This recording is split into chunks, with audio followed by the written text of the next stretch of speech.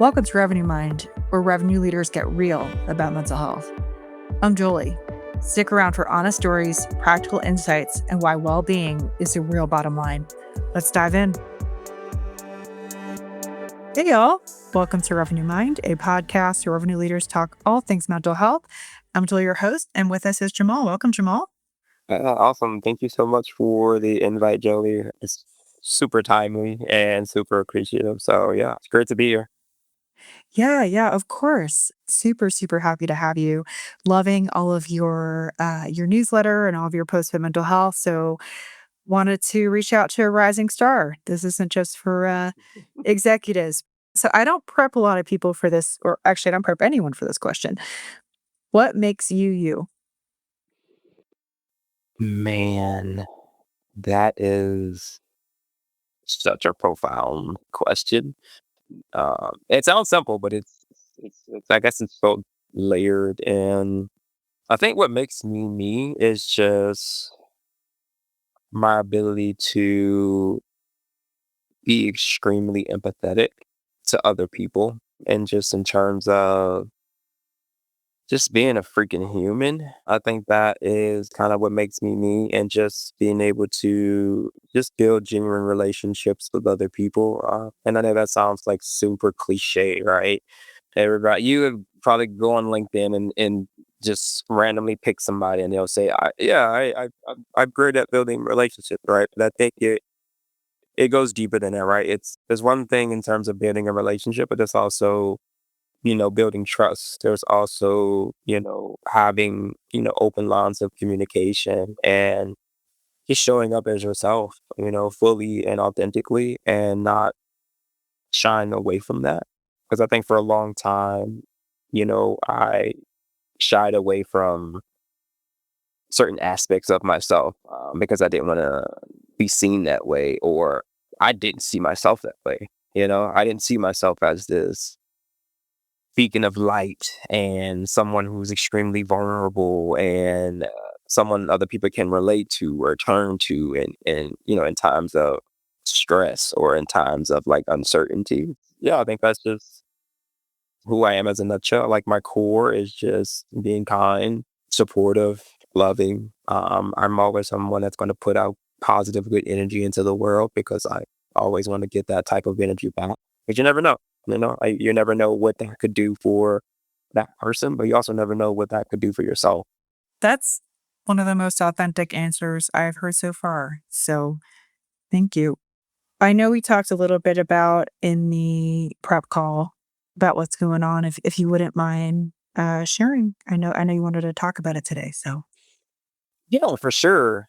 I didn't plan on talking about it, but I feel like I said, I think it'll add great context, and also play back into the importance of mental, especially in like very stressful situations. So last week was a little bit of a doozy for me. Got laid off from my job on Monday. Found out my son had strep throat on Tuesday. So trying to take care of him, also trying to deal with the fact that I just got laid off, and like what does that entail? Also my birthday was last week as well, although it didn't feel like it.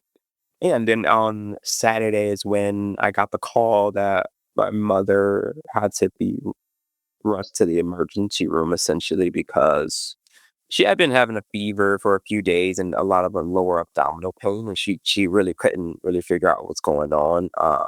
Typical.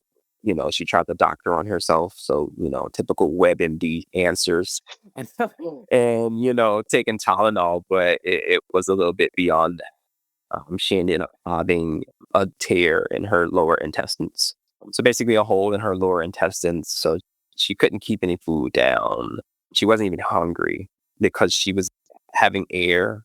She had bubbles of air pockets in her intestines, which we found out came from her colon, because she had a tiny hole in her colon that was kind of pushing air through and making her very sick, like very, very sick. And so, yeah, she needed emergency surgery, which no one likes to hear those words. Typically it's like, oh, okay, yeah, we'll schedule the surgery out, next week or something like that. But it was very one of those, no, we need to get her into surgery like ASAP, because this is bad. All the while I had to drive back from Fredericksburg because I was trying to be on vacation last week as well while all these things were going on. So I had to literally like a bat out of hell, drive back to Houston, head straight to the ER to be with her, and then got transported to Memorial Hermann, the big hospital here. And yeah, she went to surgery late Saturday night, I believe, and didn't get out until 3 o'clock that morning. But yeah, I'm extremely grateful because I think that situation it could have really got a lot worse when like the doctor said she came in when she needed to. Like he was like, I'm glad that you came in when you did because any longer and there could have been some other complications as well. So honestly, just really grateful for the doctor. She really gave her all and wanted to make sure that she was making the best decisions for my mom to make sure that she was getting good care and she'd be able to live a normal life after this surgery because there was a possibility that she wouldn't be able to. So yeah, I think we just all rallied around her and just was extremely grateful that she was still here, that she got the help she needed. And she's not out of the woods yet. She still has to stay in the hospital for a few days to basically see if the patch holds and make sure that there's no other complications or anything like that. So she's still there right now. I'll probably head there after this. You're having quite the week. Very, very sorry to hear that, but I'm glad she's at least made it out of, like, the Yeah. first phase, and there weren't any more complications? Yeah, for sure. So she's on the other side of it now. So now it's just the road to recovery. Yeah, yeah. I get that in my own way. My parents are going through some pretty tough stuff right now. If I say it, they'll kill me, so I posted on LinkedIn, and my mom was like, "Take that down." Yeah, yeah, yeah, for sure. And it's like I do the same thing, right? I'm so open and vulnerable. I tend to take to LinkedIn as not in a way to try to bring attention to myself. It's literally therapy for me. Like posting on LinkedIn is literally therapy for me. It's a way to get my thoughts out of my head, and it's been extremely helpful because I posted about it the other day too. Obviously, I didn't go into details about it, but yeah. So yeah, I posted about it and got so much love and support on it. Like people had no idea what I was even talking about, and I think that is the part that really stood out to me the most. Like people had no idea what I was going through. I just I kept it very vague, but just the outpour, the outreach. I mean, the DMs, the text messages I got from people like, "Hey man, you're okay. I don't know what's going on, but sending love and prayers your way." That lets me know like that, there's the power of showing up and being vulnerable and like opening yourself up is extremely powerful. Like it's so impactful. Yeah, that's amazing. I remember I first saw your post, and it almost felt like a diary into your head, but, like, in a Yeah. really yeah, like, but in, like, a really polished way, which I found really interesting, and I think you really made a name for yourself, but beyond that, I think you really help people with what you write about. I haven't signed up for your newsletter yet, but I know you started a newsletter about mental Yeah. health, and I just think, like, just talking about it, and what do they always say, that corny saying, "Bring your authentic self," Yeah, yeah, yeah. It's so but you actually do. yeah. I hate the fact that true statements or true quotes are considered cliche now. And in my opinion, just because it's cliche doesn't make it not true. It's cliche because it is so true. Yeah, it is so much that it resonates with other people. So yeah, that's how I like to kind of think about it. And yeah, I don't when I started this journey, it really was a way. The way you put that was perfectly. I've never thought about it like that. That like it's a diary into my mind because so much of my life was not public. So much of my life, I didn't let my thoughts get out. I didn't show much of anything. I'm a very internal person, so I process things internally quite a bit before I can even get to the point of like sharing them with other people. But over the last, I would say last maybe 3 to 5 years is when the shift happened. When I would say when I first got into tech, but it was honestly a little bit before that when I started to really. want to understand myself. I wanted to understand my insecurities. I wanted to understand my fears. I wanted to really look in the mirror and just face them head on and talk about them. Because it's when you talk about things, it shines a light on it. It brings awareness to it, and it makes it real. You know what I mean? If it lives in your, a lot of times, if it lives in your head, it doesn't feel real. But when you actually like speak it out, or you actually tell someone, it's real, and it's so real that it's provided me so much relief, so much support. Yeah, and just a way for me to just share what I've been through, but also share my experiences with other people. Even when you touched on that it helps people. I didn't set out to really help people. I really set out to literally just vent. I literally set out just to kind of vent and just to kind of talk about the things I was going through, what I've experienced, the emotions that I was dealing with at the time, or even just my own struggles with anxiety, my own struggles with depression and grief and loss and things like that. And yeah, so like LinkedIn just became that outlet for me.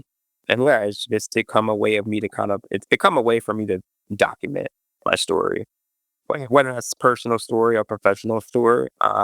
Really given me a way to document that. So I could look back on these things later on and actually see how far I came and see how open that I was. Because a lot of times I can fall back into these spaces where I kind of retreat back into myself.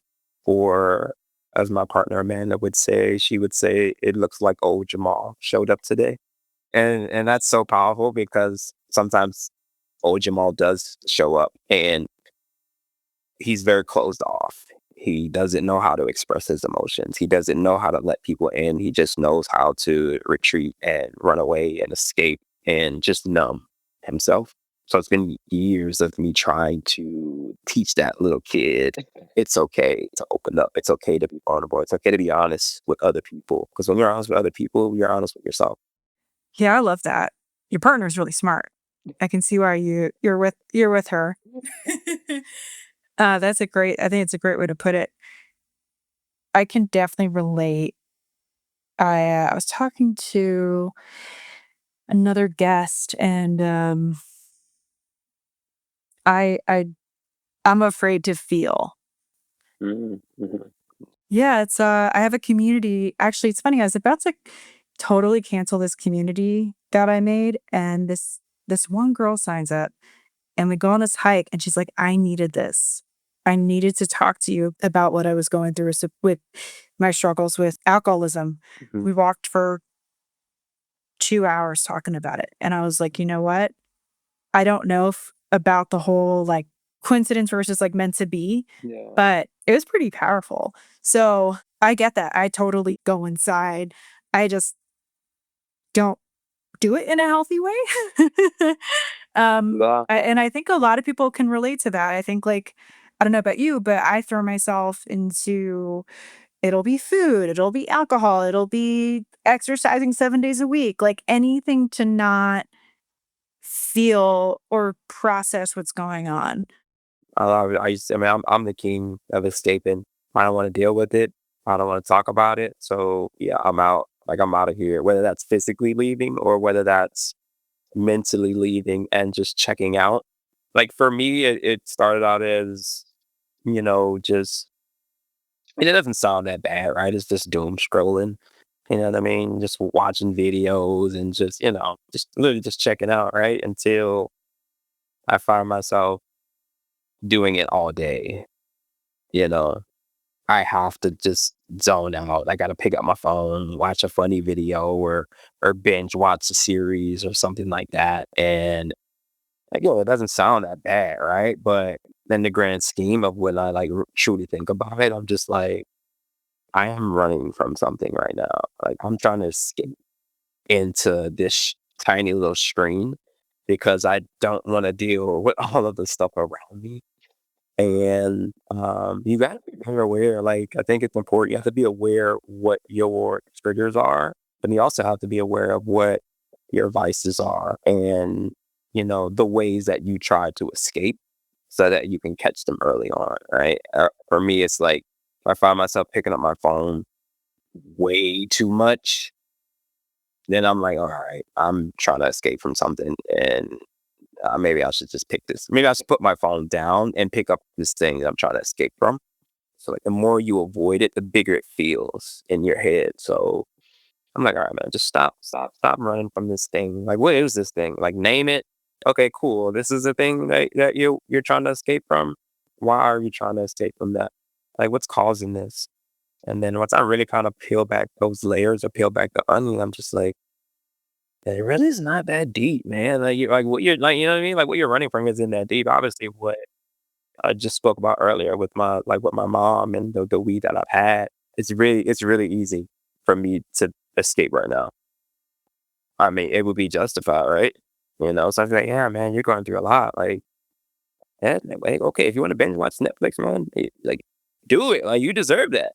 You know what I mean? But I have to be conscious because it's a very slippery slope for me. It's a very slippery slope. I can find myself escaping for weeks, months at a time. If I can't pull myself out, I have to tap someone to pull me out of that. And a lot of times that is my partner, Amanda. Like, she will pull me out of that because we're so close in the day to day that I can't escape in front of her because she knows. Like, she just knows. She knows when I'm retreating into myself. She knows when I'm a little bit more reserved and quiet. She'll ask me a question. Well, we have like a list of questions, like prompts that we ask each other when we are both dealing with something, very stressful, and we just aren't in a position to communicate that. So we kind of have a list of questions designed to ask each other to get to the root of whatever the thing is that we're trying to get away from or escape from. And it's been probably one of the biggest game changers for not just our relationship, but for each other. Because sometimes you don't know the questions to ask yourself. I could sit here and think all day, like, sometimes I just don't know. Like, I don't know the questions to ask myself. I might not even be in this space to want to ask myself those questions. But when someone else, like an outside party, can come in and have an outside perspective and ask you the question, then I could be like, huh, okay. Well, I didn't think about that, but you might be right. Or like, oh wow, okay, yeah, you're right. I am trying to escape from this thing. I have been picking up my phone more. I have been, retreating in my office a little bit more, or I have been more distant. So sometimes you just need a little nudge, you need a little help from someone. You need a prompt or something to kind of help, kickstart the awareness. But yeah, That's amazing. It sounds like you've got it down on how to bring yourself back. I definitely would say I do now. Yeah, it's been Yeah, that wasn't always the case for sure. Like, it wasn't always the case. It used to take me months, sometimes years, to kind of pull myself out of it. And I talk about it all the time now. Because my partner Amanda, she's always just like, I'm in awe of how resilient you are and how you're able to kind of power through things and how you're able to have just a really light and good perspective on things. And yeah, that's like a long time to cultivate. Like, it's like a really long time to cultivate. So I always say, like, my speed to awareness and like recovery has reduced drastically than it was like a few years ago. And it would take me months to kind of pull myself out. Now, I mean, at most a week. Like, there's nearly not like at most a week. I'm just like, all right, bro. Like, enough is enough. What is this thing we're running from? You need to tackle it right now so that we can continue to move forward. Which reminds me of one of my favorite quotes. And everybody can feel how they want about this guy. You know what I'm saying? I like him. At times, I don't agree with a lot of stuff he says, but do you know Alex Hormozy? No, I don't.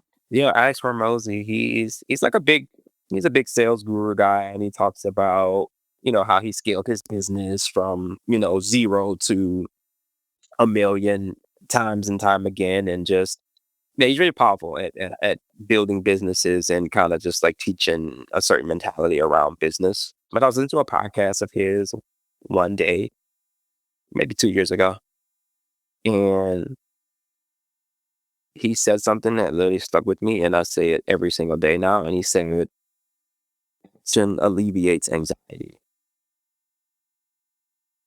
Yeah, I literally I have to pause the podcast and like rewind it and listen to that again. And it was like the biggest light bulb that went off in my head, as if like that was the missing piece. Like my whole life, that was the missing piece because I've dealt with anxiety my whole life.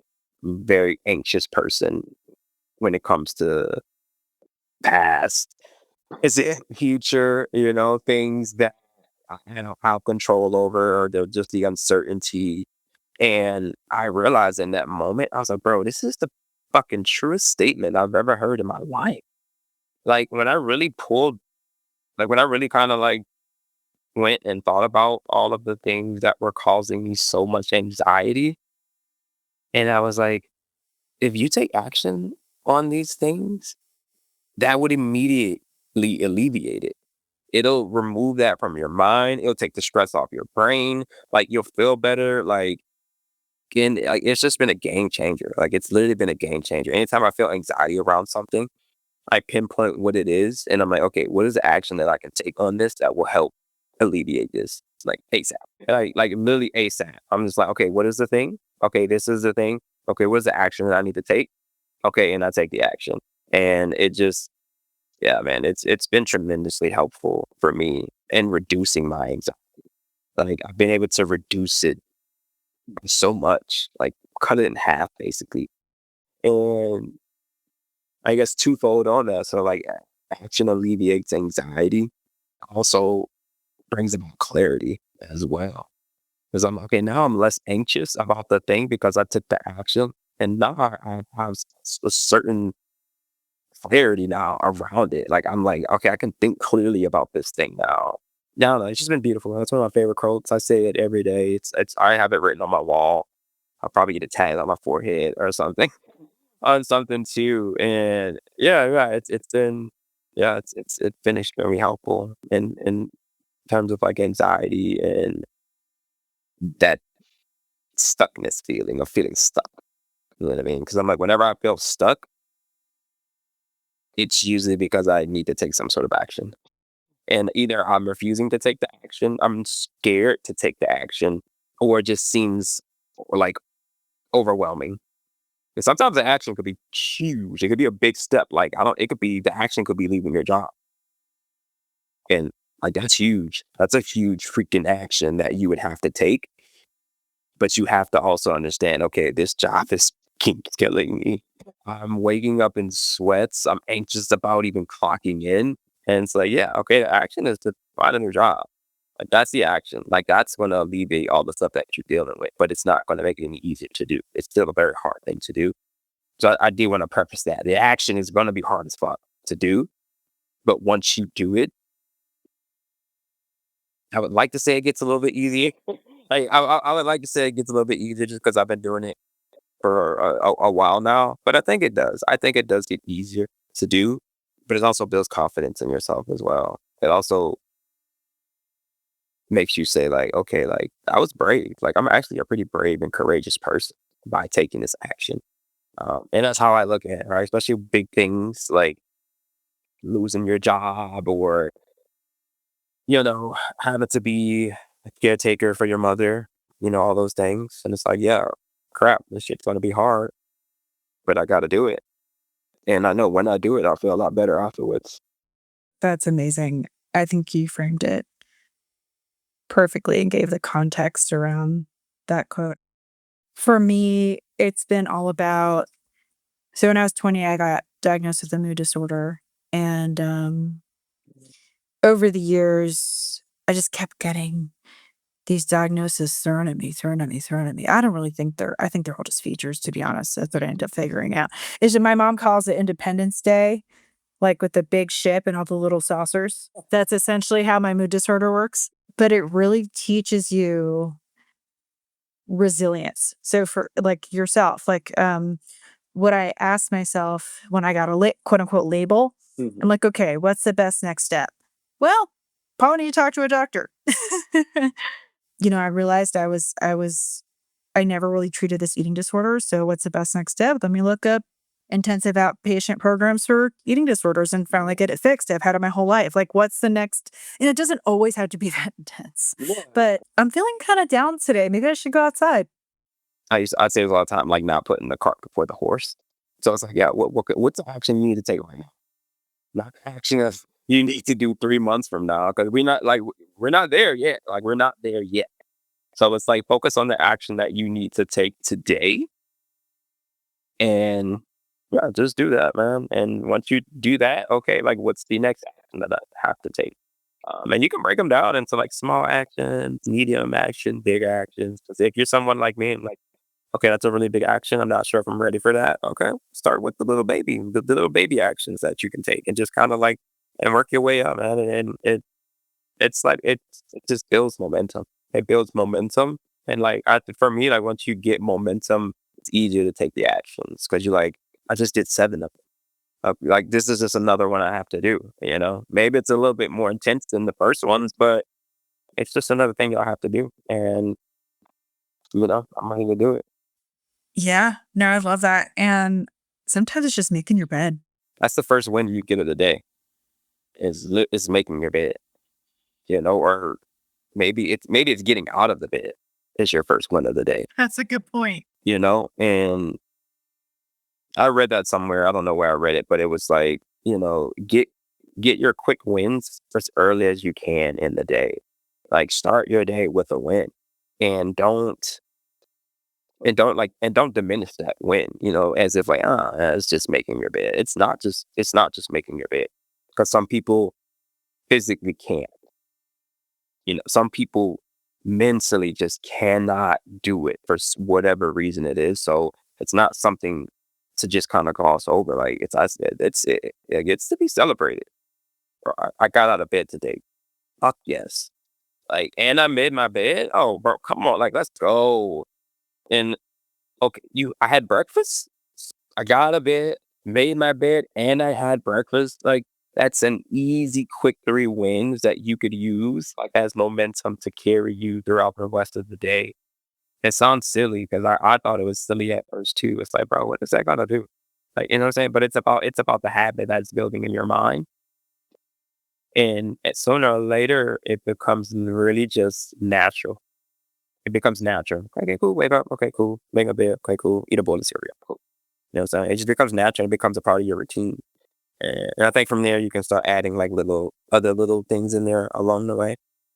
Maybe that's just literally leaving your office. Maybe that's just literally standing up. Maybe you've been sitting for 6 fucking hours at your desk, and your win is like, okay, I stood up from my desk and I went outside. Like that's a win there. You know what I'm saying? That's a win, and I don't think people should discount that.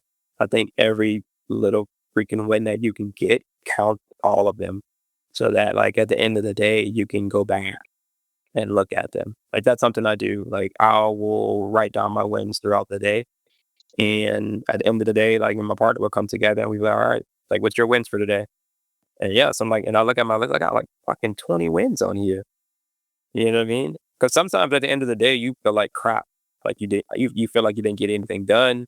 You felt like you were lazy. Maybe you felt like you weren't productive. Maybe you just felt like, this day didn't go as planned. That's what your mind says. But if you look at just through like visual representation of your wins, you're like, damn, I actually did a lot today. Like I actually did a lot of stuff today that deserves praise. Like it deserves for me to be proud of myself. So, take your wins, small as you can, write them down. At the end of the day, look at them, man, and be like, shit, I really did get some shit done today. I am stealing that, just so Yeah. you know. No, steal it, man, steal it. Because like I said, it It's amazing. sounds simple, but shit goes a long way. I feel like people like us, I feel like we're very similar. Maybe I'm just spitballing here, but I'll speak from my perspective because that's what you're supposed to do in program. From my perspective, um, it's really interesting. I feel like a lot of not even people with mood disorders or anxiety but we all see life through not all of us. A lot of us see life through a negative stance. But yeah. Like what can I do better? How can I improve? How can I Mhm. this? How can I that? And in reality, just being human is hard. But this was great. I know we can find you on LinkedIn, but would love to hear from your perspective where we can find you. Yeah, you definitely can find me on LinkedIn. That is my soapbox. That is where I live, where my ideas live, where a lot of my content lives as well. Yeah, like I did just start a newsletter. I don't know, what was it, a month ago? I think now. Architect Your Mind. I think it's Beehive Architect. Yeah, Beehive Architect Your Mind. And yeah, so some of these same conversations I talk about in my newsletter, some of my the same type of posts that I post about in terms of like mental healthness, like emotional capacity, and literally just trying to navigate life. You know what I'm saying? And those are all the things I kind of talk about. A lot of times I pull from personal experiences and personal stories for myself because I found that it's helpful for people to have a story to like tie things to. So if you're looking for the science, and if you're looking, and if you're looking for a bunch of percentages and numbers and stuff like that, that might not be the newsletter for you. But if you're literally just looking to read some shit that says, okay, I'm not alone in this. I'm not the only person feeling this. I'm not the only person who's gone through this. And, I give you looking for a few actionable little tips and steps that have helped me, then that's the place for you. So yeah. And I appreciate every subscriber that I get. Again, for me, like I don't really know what the end goal is with the newsletter, but I do know what the end goal is for me in general. And that is to help people any way I can. That's to be a voice, to be a light, to be support, to be the person someone look to and says, okay, shit, man, if Jamal is going through that, like, it's okay. You know what I mean? I'm not alone in how I feel about these things. So, yeah, man, that's all I've ever wanted is just to help people and share my experiences with them and have them share their experiences back with me too. Anytime you want to comment on my post, if you just want to hit me with a DM and just, I get DMs all the time from people, and that is so meaningful to me when somebody DMs me and just like, you're posted, hey man, you don't understand how much how heard and felt and seen, or your newsletter today is like, has been my gospel, bro. Like, you have no idea how much that resonated with me. Like, that means so much to me. Like, like I said, I'm not in this for the metrics or the followers or the counts and yada yada yada. Man, I'm in this just to help people. And if I only help one person, that's enough for me. Like that's enough for me, and that's to let me know that I've made an impact on someone's life. That is pretty fucking cool. So this was awesome. Thank you so much, Jamal. No, thank you so much for inviting me. It's been great. I appreciate you so much, Jolie. That's a wrap for Revenue Mind, where we cut the BS and spotlight mental health and revenue leadership. I'm Jolie, reminding you your mindset is your competitive edge. Thanks for listening. See you next time.